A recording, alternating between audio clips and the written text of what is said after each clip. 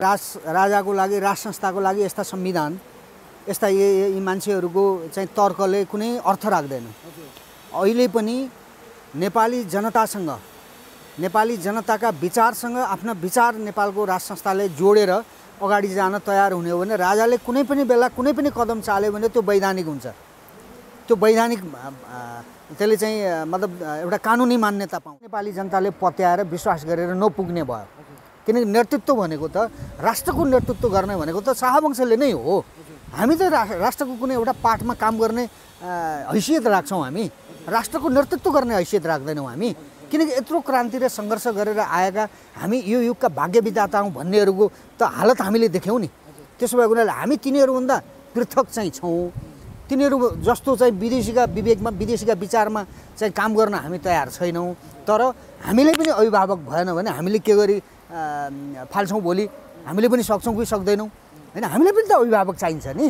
त्यसो भएको हुनाले हामीले राज संस्था चाहियो। मान्छेहरूले चलाएको शासन व्यवस्था हो यो संविधान। त यसै पनि यो विदेशीहरूले बनाएको संविधान हो होइन, विदेशीको डिजाइनमा बनाइएको संविधान हो। यो हाम्रो संविधान नै होइन।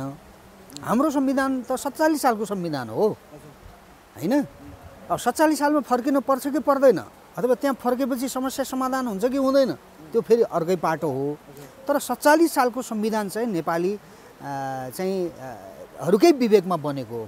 राजा र राजनीतिक दलका नेताहरूका सामूहिक विवेकमा बनेको संविधान थियो। त्यो आन्दोलन गरेर लाखौँ जनता तपाईँको सडकमा आएर राज संस्थालाई आउनु पर्यो भन्ने कुरा त्यो आफ्नो ठाउँमा छ। जनताले त्यो भनेका छन्। सानो ठुलो सङ्ख्यामा राष्ट्रिय शक्तिले पनि यो कुरा भनिराखेका छ र हामीले गरिराखेका छौँ। तर महत्त्वपूर्ण कुरा चाहिँ फेरि पनि राज संस्था मालाधेरा सरकारले नै यो कुरा भन्नु पर्यो। यो देश त नेपाल र नेपालीको हो नि त। शाहवंश त नेपाली हो नि, नेपालको राजा हो नि त, नेपाली जनताको राजा हो नि। त उहाँमाथि जुन ढङ्गको विदेशीसँग मिलेर पार्टीका नेताहरूले षड्यन्त्र गरे, जुन खालको बेइमानी गरे, जुन खालको धोका दिए, त्यो कुरा त मालाधेरा सरकारले आफै भन्नु पर्यो नि होइन। उहाँले भनिसकेपछि नेपालीले त त्यसपछि कुरा त यस्तो पो रहेछ भन्ने कुरा त नेपालीले बुझ्ने अरू थप मौका पाउँछन्। त्यसपछि नेपालीले मालाधेरा सरकारलाई, नेपालको राज संस्थालाई चाहिँ स्वागत गर्ने स्थिति आउँछ। त त्यसका लागि मालाधेरा सरकारले नबोलिकन मालाधेरा सरकारसँग भएका त्यति बेलाका जे सम्झौताहरू छन्, यो 12 बुँदे हुँदै गर्दा जुन यिनीहरूले 7 बुँदे कति कति मालाधेरासँग सम्झौता गरेका छन् दलका नेताहरूले होइन, त्यो कुरा त भन्नु पर्यो नि। त्यो बेला राज संस्था हटाउने भन्ने कुरै भएको थिएन। मात्रै भनेको होइन, आम नेपाली जातिले तपाईँ गाउँ गाउँमा जानुहोस्, बस्ती बस्तीमा जानुहोस्, सबैले राज संस्था आइदिए हुन्थ्यो, राजाले केही गरिदिए हुन्थ्यो भनेका छन् नि त। त्यसो भएको हुनाले नेपालको राजाले, नेपालको राज संस्थाले जनता कहाँनिर उभिएका छन् त्यहाँनिर आफूलाई उभ्याउनका निमित्त यो अत्यन्तै महत्त्वपूर्ण र उपयुक्त समय पनि हो। त्यसो हुनाले यो संविधानको समस्या होइन। यो यो यो विदेशीले चाहिँ निर्माण गर्न लगाएको संविधान र विदेशीले बोकेका यी चाहिँ विदेशीका कठपुतली पार्टीका नेताहरू होइन, एकाध बाहेक यस्ता मान्छेहरूबाट डराउनु पर्ने, यस्ता मान्छेहरूले चाहिँ मुलुक यिनीहरूको हातमा छोडिराख्नुपर्छ भन्ने त छैन नि त। जनताले चाहिँ यिनीहरूलाई सम्पूर्ण रूपले अस्वीकार गरिसकेका छ।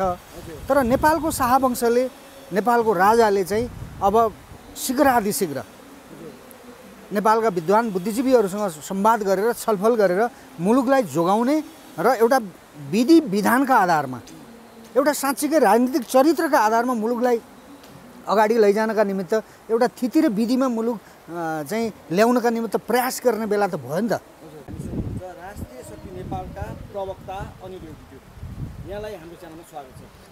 धेरै धन्यवाद तपाईँलाई। हजुर सर, आराम हुनुहुन्छ? ठिकै छु। हिजो संविधान दिवस मनाए होइन, कसैले संविधान कालो संविधान भनेर मानिसहरूमा जलाए, कसैले चाहिँ संविधान दिवस कुडिखेलमा मनाए होइन। के अब यो संविधानले देशलाई निकास दिन नसक्ने नै भयो कि के हो? कसैले जस्तो तपाईँको 47 सालको संविधान पनि मागिरहेछ होइन, के भन्नुहुन्छ तपाईँ? प्रश्नका लागि धन्यवाद। समस्या चाहिँ यो संविधानले नै ल्याएको छ। पार्टीका नेताहरूले 47 सालमा बनाएको संविधान राजा र जनताका जनप्रतिनिधिहरूले बनाएको संविधान, अर्को शब्दमा भन्ने हो भने नेपालीहरूका विवेकले बनाएको संविधानलाई जसले बनाए उनीहरूले नै फाले। भनेको पार्टीहरूले नै संविधान बनाउनका निमित्त चाहिँ बल गरे, 46 सालको आन्दोलन गरे। तर 47 सालको संविधान बनाउनका निमित्त राजा बाध्य भए है। त्यो पञ्चायती संविधान चाहिँ फालेर 47 सालको संविधान बनाइयो। त्यो त राजा र नेपालका नेताहरू र पार्टीहरूको सामूहिक विवेकका आधारमा निर्माण भएको संविधान थियो त्यो। त त्यो संविधान फाल्नका निमित्त चाहिँ एउटा राजनीतिक शक्ति जो अहिले नेपालको राजनीतिमा रहल पहल छ, तत्कालीन माओवादीले 1 दशकसम्म चाहिँ यो देशलाई युद्धमा चाहिँ हाल्यो र अन्ततः संविधान सभाका माध्यमद्वारा संविधान बनाउने भन्ने यिनीहरूले चाहिँ एउटा राजनीतिक एजेन्डा अगाडि ल्याए। र त्यो बिचमा निकै चाहिँ विदेशीहरूको चाहिँ हस्तक्षेपकारी भूमिकाहरू पनि त्यो प्रत्यक्ष रूपमा देखियो। त्यो संविधान निर्माण ताकादेखि नै विवादमा छ। संविधान जलाउनेहरू पनि सत्तामा जाने र मन्त्री हुने, उपप्रधानमन्त्री हुने काम पनि भइरहेको छ। कमल थापा लगायत मधेसवादी भन्नेहरूले संविधान त जलाएका हुन् नि, त उनीहरू पनि सत्तामा आए, सत्तामा बसे, खाए। त्यसो भएको हुनाले यो अनैतिक मान्छेहरूले चलाएको शासन व्यवस्था हो। यो संविधान त यसै पनि यो विदेशीहरूले बनाएको संविधान हो हैन, विदेशीको डिजाइनमा बनाइएको संविधान हो। यो हाम्रो संविधान नै होइन। हाम्रो संविधान त 47 सालको संविधान हो हैन। अब 47 सालमा फर्किनु पर्छ कि पर्दैन, अथवा त्यहाँ फर्केपछि समस्या समाधान हुन्छ कि हुँदैन, त्यो फेरि अर्कै पाटो हो। तर 47 सालको संविधान चाहिँ नेपाली चाहिँ हरूकै विवेकमा बनेको हो। राजा र राजनीतिक दलका नेताहरूका सामूहिक विवेकमा बनेको संविधान थियो त्यो। त्यसो भएको हुनाले त्यो संविधान फाल्नका निमित्त विदेशीहरूले माओवादीलाई, प्रचण्डहरूलाई, बाबुरामजीहरूलाई उठाए र संविधान फाल्न लगाए र यो संविधान यिनीहरूले चाहिँ बनाए। एक जुगमा एक पटक संविधान सभाको चुनाव हुन्छ भने यिनीहरूले, तर नेपालमा 2 पटक गरे। 600 अर्बभन्दा बढी खर्च भयो भनिएको छ। त त्यत्रो खर्च गरेर बनाएको संविधान कसैले जलाए हैन, कसैले चाहिँ मान्दैनन् भने हामी मान्दैनौँ यो संविधान, यो हाम्रा बुतामा, हाम्रा विवेकमा अथवा नेपालीहरूले बनाएको संविधान यो होइन, विदेशीहरूले बनाएको भन्छौँ नि त हामीले। अग्रगमन भनियो, अग्रगमनको बाधकमै यो संविधान हो भनिरहेछ। त्यसो भएको हुनाले यो चाहिँ कस्तो भने यो विदेशीहरूले बनाएको र यो राष्ट्रलाई विखण्डन गर्नका निमित्त बनाएको यो दस्तावेज हो। यो विखण्डनको दस्तावेज हो, यो संविधान होइन। संविधानले त देशलाई जोड्ने काम गर्छ, नेपाली जातिलाई जोड्ने काम गर्छ। यसले त जोड्ने काम गरेन, यसले चाहिँ देशलाई सङ्घीयतामा लग्यो हैन, एकीकृत राष्ट्रलाई चाहिँ विखण्डनको बाटोमा लग्यो हैन, नेपाली जातिका बिचमा चाहिँ द्वन्द्व सृजना गरायो हैन, जनजाति भनेको छ संविधानमा, दलित भनेको छ। संविधानले नै विभेदकारी भूमिका खेल्यो। त्यो विभेदकारी भूमिका खेल्ने दस्तावेजको रूपमा यो संविधानले काम गर्यो। त्यसो भएको हुनाले यो संविधानलाई चाहिँ अस्वीकार गर्नुपर्छ, यसलाई खारेज गर्नुपर्छ भनेर हामीले भन्यौँ। तर अब केही चाहिँ देशभित्र केही राजनीतिक शक्ति व्यक्तिहरूले चाहिँ 47 सालमा फर्किनुपर्छ भनिराखेका छन्। ठिक छ, त्यो पनि सकिन्छ भने फर्कियौँ, त्यहाँ पुगेर पनि समस्या समाधान गर्न नसकिने भन्ने होइन हैन। तर मुलुक चाहिँ अगाडि जान्छ हैन, मुलुक पछाडि फर्किँदैन भन्नेहरू पनि छन्। त्यसो भएको हुनाले ठिकै छ, यही संविधान माथि चाहिँ टेकेर कतिपय यो संविधानले चाहिँ अवलम्बन गरेका राष्ट्र विखण्डनका प्रावधानहरू, नेपाली जातिका बिचमा द्वन्द्व ल्याउन सक्ने प्रावधानहरू र यो विदेशीहरूले चाहिँ चलखेल गर्न पाउने र असंवैधानिक तरिकाले चाहिँ राज्य हाँक्ने जुन परिपाटी छ र नेताहरूले चाहिँ जस्तो व्याख्या गरे पनि हुने खालको संविधान छ यो। त्यसो भएको हुनाले यो संविधानलाई चाहिँ हटाउँ अथवा यो संविधानमाथि टेकेर अगाडि जाउँ है। तर यो संविधान चाहिँ सम्पूर्ण रूपले यो कामयाबी छैन भन्ने हाम्रो तर्क हो। अब यसका आधारमा हामीले चाहिँ यो संविधानको खारेजीको मुद्दा उठाएको हो। त्यसो भएको हुनाले यो संविधान खारेज एक प्रकारले भइसकेको छ। अब यो त कार्यान्वयनमै छैन भन्दा हुन्छ, किनभने यसले जुन कुरा चाहिँ पार्टीहरूले यो संविधान निर्माताका भनेका थिए त्यो कुरा त हुन सकेन, उनीहरूले गर्न सकेनन्। त्यसो भएको हुनाले यो संविधान चाहिँ खारेजको एउटा सङ्घारमा पुगेको छ। अब नयाँ राजनीतिक तरिकाले हामीले सोच्नुपर्छ, चाहे 47मा फर्कियौँ चाहे संविधानमाथि टेकेर जाउँ, तर सबभन्दा पहिला चाहिँ विवेक प्रयोग गरौँ। यो मुलुकलाई कसरी जोगाउने भन्ने विषयमा चाहिँ विवेक प्रयोग गर्न जरुरी छ भन्ने हाम्रो भनाइ हो र त्यो कुरा हामीले भन्दै आएका छौँ। जस्तो जो तपाईँको यो कालो संविधान भनेर कार्यक्रम गरिरहँदा राज संस्थाको माग पनि तीव्र रूपमा उठेको छ। सडकमा विभिन्न कार्यक्रमहरू राज संस्था चाहियो, राजा चाहियो भनेर गरिरहेको छ। जस्तो तपाईँहरूको कार्यक्रम पनि आज अहिले यो यहाँको भइरहेको छ होइन? कि अब राजा कसरी स्थापित हुन्छ देशमा? होइन, सबभन्दा ठुलो कुरा त हेर्नुहोस्, राजा र राज संस्था भनेको त्यो असंवैधानिक तरिकाले नेपालका पार्टीहरूले विदेशीहरूसँग मिलेर हटाएको हो। त्यसो भएको हुनाले राजाको लागि, राज संस्थाको लागि यस्ता संविधान, यस्ता यी मान्छेहरूको चाहिँ तर्कले कुनै अर्थ राख्दैन। अहिले पनि नेपाली जनतासँग, नेपाली जनताका विचारसँग आफ्ना विचार नेपालको राज संस्थाले जोडेर अगाडि जान तयार हुने हो भने राजाले कुनै पनि बेला कुनै पनि कदम चाल्यो भने त्यो वैधानिक हुन्छ।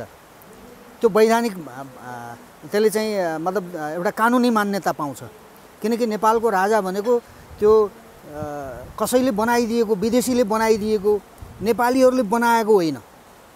राज संस्थाले यो देश निर्माण गरेर उनीहरू राजा भएको हो है। त्यसो भएको हुनाले असंवैधानिक तरिकाले हटाएको हुनाले नेपालको राजाले अहिलेकै स्थितिमा पनि उहाँले यो कारणले चाहिँ मलाई हटाइएको हो, यो कुरा मलाई स्वीकार्य छैन, मैले देशलाई राम्रो हुन्छ, नेपाली जनताले सुख पाउँछन् भने ल ठिक छ गर त भनेर हामीले छोड्याउँ।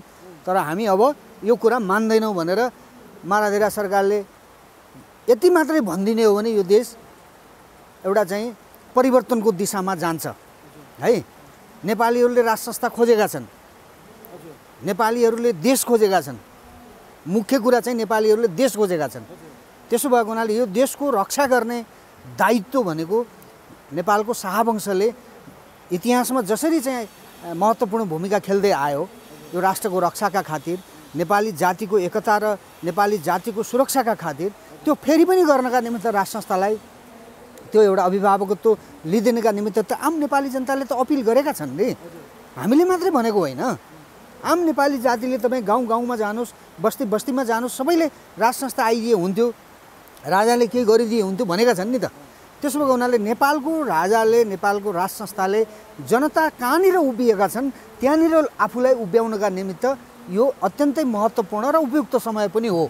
त्यसो हुनाले यो संविधानको समस्या होइन, यो विदेशीले चाहिँ निर्माण गर्न लगाएको संविधान र विदेशीले बोकेका यी चाहिँ विदेशीका कठपुतली पार्टीका नेताहरू होइन, एकाध बाहेक यस्ता मान्छेहरूबाट डराउनु पर्ने, यस्ता मान्छेहरूले चाहिँ मुलुक यिनीहरूको हातमा छोडिराख्नुपर्छ भन्ने त छैन नि त। जनताले चाहिँ यिनीहरूलाई सम्पूर्ण रूपले अस्वीकार गरिसकेका छ। तर नेपालको शाहवंशले, नेपालको राजाले चाहिँ अब शीघ्र नेपालका विद्वान बुद्धिजीवीहरूसँग संवाद गरेर छलफल गरेर मुलुकलाई जोगाउने र एउटा विधि विधानका आधारमा, एउटा साँच्चीकै राजनीतिक चरित्रका आधारमा मुलुकलाई अगाडि लैजानका निमित्त एउटा थिति र विधिमा मुलुक चाहिँ ल्याउनका निमित्त प्रयास गर्ने बेला त भयो नि त। किनकि समय घर्किसक्यो भने त तपाईँ केही पनि गर्न सकिँदैन। त्यसो भएको हुनाले हामीले भनेको के हो भने जनताले आन्दोलन गरेर लाखौँ जनता तपाईँको सडकमा आएर राज संस्थालाई आउनु पर्यो भन्ने कुरा त्यो आफ्नो ठाउँमा छ, जनताले त्यो भनेका छन्। सानो ठुलो सङ्ख्यामा राष्ट्रिय शक्तिले पनि यो कुरा भनिराखेका छ र हामीले गरिराखेका छौँ। तर महत्त्वपूर्ण कुरा चाहिँ फेरि पनि राज संस्था माराधेरा सरकारले नै यो कुरा भन्नु पर्यो। यो देश त नेपाल र नेपालीको हो नि त, शाहवंश त नेपाली हो नि, नेपालको राजा हो नि त, नेपाली जनताको राजा हो नि। त उहाँमाथि जुन ढङ्गको विदेशीसँग मिलेर पार्टीका नेताहरूले षड्यन्त्र गरे, जुन खालको बेइमानी गरे, जुन खालको धोका दिए, त्यो कुरा त मारादिरा सरकारले आफै भन्नु पर्यो नि होइन। उहाँले भनिसकेपछि नेपालले त त्यसपछि कुरा त यस्तो पो रहेछ भन्ने कुरा त नेपालले बुझ्ने अरू थप मौका पाउँछन्। त्यसपछि नेपालले मारादिरा सरकारलाई, नेपालको राज संस्थालाई चाहिँ स्वागत गर्ने स्थिति आउँछ। त त्यसका लागि मारादिरा सरकारले नबोलिकन, मारादिरा सरकारसँग भएका त्यति बेलाका जे सम्झौताहरू छन्, यो 12 बुँदे हुँदै गर्दा जुन यिनीहरूले 7 बुँदे कति मारादिरासँग सम्झौता गरेका छन् दलका नेताहरूले होइन, त्यो कुरा त भन्नु पर्यो नि। त्यो बेला राज संस्था हटाउने भन्ने कुरै भएको थिएन। निरङ्कुश राजतन्त्रको मात्रै कुरा हो त, निरङ्कुश राज संस्था हटाउने भनेको, तर यिनीहरूले त राज संस्थै हटाइदिए नि त। त्यसो भएन यो कुरा चाहिँ मारादिरा सरकारले भनेपछि त्यसपछि मात्रै एउटा स्थितिमा यो मुलुक जान सक्छ भन्ने चाहिँ हामीलाई लाग्छ। किनकि हाम्रा चाहिँ तागतले मात्रै नपुग्ने भयो, हामीलाई मात्रै नेपाली जनताले पत्याएर विश्वास गरेर नपुग्ने भयो। किनकि नेतृत्व भनेको त, राष्ट्रको नेतृत्व गर्ने भनेको त शाहवंशले नै हो। हामी त राष्ट्रको कुनै एउटा पाठमा काम गर्ने हैसियत राख्छौँ, हामी राष्ट्रको नेतृत्व गर्ने हैसियत राख्दैनौँ हामी। किनकि यत्रो क्रान्ति र सङ्घर्ष गरेर आएका हामी यो युगका भाग्य विधाता हौँ भन्नेहरूको त हालत हामीले देख्यौँ नि। त्यसो भएको हुनाले हामी तिनीहरूभन्दा पृथक चाहिँ छौँ। तिनीहरू जस्तो चाहिँ विदेशीका विवेकमा, विदेशीका विचारमा चाहिँ काम गर्न हामी तयार छैनौँ। तर हामीलाई पनि अभिभावक भएन भने हामीले के गरी फाल्छौँ भोलि, हामीले पनि सक्छौँ कि सक्दैनौँ होइन। हामीलाई पनि त अभिभावक चाहिन्छ नि। त्यसो भएको हुनाले हामीले राज संस्था चाहियो। मारादिरा सरकारले केही न केही कुरा समयमै चाहिँ भनिदिएको भए, गरिदिएको भए हुन्थ्यो भन्ने चाहिँ हाम्रो धारणा हो। र व्यक्तिगत रूपमा मेरो धारणा चाहिँ त्यो हो। समान सन्धिको कुरा गर्नुभयो होइन, सहयोगको कुरा गर्नुभयो। जस्तो अहिले जल्दो बल्दो तपाईँसँग कुरा गरेको पनि छैन योभन्दा अगाडि, जस्तो तपाईँको यो एमसिसी होइन, यो एमसिसी नेपालमा जबरजस्ती रूपमा लादिँदैछ भन्ने कुरो र यसले नेपाललाई अब हित गर्दैन भनेर विभिन्न कोणबाट विभिन्न व्यक्तिहरूले व्याख्या गरिसकेको कुराहरू हो। अनि अहिले जस्तो फतिमा नेपाल भ्रमण गरेर फर्किसक्नु भयो, उहाँले चाहिँ के भन्नुपर्छ भने यो एमसिसी यदि पारित गरिएन भने नेपाललाई दिने अरू सहयोग पनि रोक्छौँ भनेर एक खालको धम्की दिएको भन्ने कुरा सुन्नमा आएको छ। यसलाई चाहिँ कसरी हेर्नुहुन्छ? होइन, यो चाहिँ हामीले पहिल्यैदेखि सुरुदेखि नै हामीले भन्यौँ। यो चाहिँ राष्ट्रमा भएका भ्रष्टाचारहरू तमाम 65 अरब रुपियाँ एनसिलले ठगेको छ, त्यो नउठाउने। 55 अरब रुपियाँ अमेरिकाले एमसिसी मार्फत दिँदैछ भनेर अनि चाहिँ गम्केर त्यसलाई पास गर्नुपर्छ भन्ने। अब यहीँनिर अफगानिस्तानबाट चाहिँ 20 वर्षपछि भागेर अमेरिकन फर्किएको छ अमेरिकन सेना। अनि यहाँ चाहिँ किन ल्याउनु पर्ने है? अमेरिकन इस्ट इन्डिया कम्पनी विकासकै नाममा चाहिँ आएको हो नि त होइन। त 200 वर्ष शासन गरेर गयो नि। त यो कुरा हामीले देखि जान्दै पनि हामीले त्यो गलत अर्थ लाग्ने गरिकन दिन खोजिएको पैसा सहयोगको बाहना भनेको छ होइन। सहयोग, हामी गरिब रहेछौँ, ल हामीलाई सहयोग गर्ने भएछ अमेरिकाले। हामीले केही त्यसमा त्यो एमसिसीमा चाहिँ प्रस्ताव गरिएका जुन त्यो बुदाहरू छन् त्यो कुरा हाम्रो राष्ट्रको हितमा छैन भन्ने कुरा हामीले बुझ्यौँ र ती बुदा संशोधन गरेर हो भने चाहिँ लिन्छौँ, नभए लिँदैनौँ भन्न त पाउनु पऱ्यो नि त हामीले होइन। सहयोग गर्छु भन्नेले चाहिँ हामीलाई भनेको हो, हामीले मान्यौँ, हामी त्यसप्रति आभारी छौँ। तर हाम्रो हितमा हामीले देखेनौँ, लिन्नौँ भन्न त पाइयो नि त। त ल्याऊ कि ल्याऊ भन्ने के भनेको थियो? त्यसो भएको हुनाले यसमा चाहिँ हामीले पहिलेदेखि भन्दै आएको के हो त भन्दाखेरि यो चाहिँ सुरक्षा रणनीतिसँग जोडिएको प्रश्न छ है। यहाँ चाहिँ यो के अरे ट्रान्समिसन लाइन बनाउने चाहिँ प्रोजेक्टका माध्यमद्वारा अमेरिकनले आफ्नो मिसन यहाँ ल्याएर तिब्बतका विरुद्ध अथवा चीनका विरुद्ध नेपाललाई प्रयोग गर्न खोजिएको त होइन भन्ने कुरा त त्योसँग चाहिँ सम्बन्धित चाहिँ अध्येताहरूले होइन, अध्ययन गर्ने मान्छेहरूले, विज्ञहरूले यो कुरा त भन्दै आएका छन् नि त। त्यो कुनै केटाकेटीले भनेको कुरा होइन नि यो होइन, जाने बुझेकै मान्छेले, पढे लेखेकै मान्छेले भने हो नि त।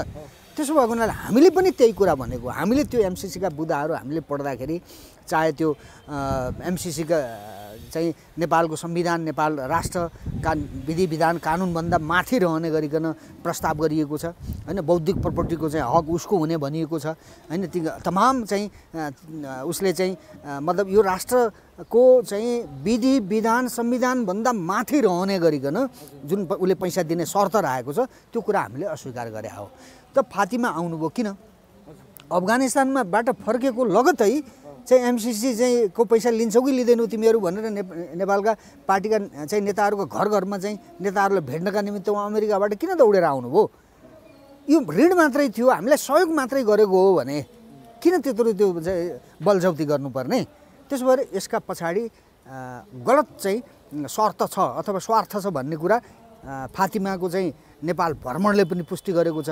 र अर्को त्यो धम्की पनि जुन उहाँले भन्नुभयो यहाँबाट फर्किँदै गर्दा, यदि चाहिँ एमसिसी पास नगर्ने हो भने अरू अन्य सहयोगहरू पनि चाहिँ प्रभावित हुन सक्छ भनेको चाहिँ के भने अरू विश्व ब्याङ्कले दिने ऋण यी तमाम अब सङ्घीयता चलाउने, पैसा ऋण मागेर व्यवस्था चलाउने यो यी विदेशीका चाहिँ कठपुतलीहरूको जुन तरिका छ, तिमीहरू सिद्धिन्छौ भने यिनीहरूलाई राष्ट्र सिद्धिँदैन, हामी मर्दैनौँ, हामीसँग जमिन छ, नेपाली जनताका पाखुरामा बल छ है। यो देश भिख मागेर बनाएको पनि होइन र फेरि बनाउन जरुरी पनि छैन, कोही धनी भएको पनि छैन। त्यसो भएको हुनाले कसैले भिख दिन्न भन्यो त के भयो त? नदेऊ, केही फरक पर्दैन। नेपालीहरू जे छ यो माटोमा उभिन्छौँ र यही माटोमा हामी खनीखोर्ची गरेर खान्छौँ भाइ, हाम्रो तरिकाले बाँच्न देऊ होइन। जुन बेला विश्व ब्याङ्क स्थापना भएको थिएन, जुन बेला अमेरिका बनेको थिएन, त त्यो बेलामा नेपाल थियो, बाँचेका थिए नेपालीहरू, हाम्रा पुर्खाहरू। के चाहिँ ठुलो चाहिँ हामीलाई आपत चाहिँ धरती चाहिँ फाटिन्छ र आकाश खस्छ हामीलाई अमेरिकनको एमसिसीले पैसा नदिँदाखेरि? त्यसो भएर यो जबरजस्ती गरेर जुन पैसा दिन खोजिँदैछ त्यहाँ चाहिँ गलत स्वार्थ छ भन्ने हाम्रो भनाइ हो। अमेरिकासँगको सम्बन्ध हाम्रो आजको होइन, हामीले अमेरिकनले हामीलाई सहयोग आज मात्र गर्दै एमसिसी मात्रै गर्न पहिलोचोटि गर्न लागेको पनि होइन। त्यसो भएर अमेरिका र नेपालको सम्बन्ध बिग्रिनु हुँदैन। यो एमसिसीले हामीलाई मात्र होइन अमेरिकनलाई पनि गलत तरिकाले एक्सपोज गर्ने काम भएको छ। त्यो अमेरिकाका विरुद्धमा जुन चाहिँ राष्ट्रहरू छन् उनीहरूलाई नै बल पुग्ने काम चाहिँ यो एमसिसी चाहिँ पास गर भनेर जसरी अमेरिकन पक्षबाट त्यो एमसिसीका पदाधिकारीहरूबाट जसरी बाध्यता गराइँदैछ नेपाललाई, यसले पनि त्यो अमेरिकनहरूका लागि पनि फाइदाजनक भइराखेको हामीले देखाएको छैनौँ। हजुर, अहिले तपाईँहरूको कार्यक्रम पनि यो पाटनमा भइरहेको छ है, भइरहेछ। यो कार्यक्रमको उद्देश्य चाहिँ के हो? राष्ट्र संस्था स्थापना गर्ने, यो सङ्घीयता खारेज गर्ने, सनातन हिन्दू राष्ट्र कायम गर्ने, धर्मनिरपेक्षता खारेज गर्ने र राष्ट्र संस्थालाई अविलम्ब यो देशको नेतृत्व चाहिँ सुम्पिनका निमित्त नेपालीहरूले बल प्रयोग गर्ने समय आयो है भनेर अपिल गर्नका निमित्त हामीले यो कार्यक्रमको आयोजना गरेका हौँ। र यो कार्यक्रम हामी अरू देशव्यापी रूपमा हामी लैजान्छौँ।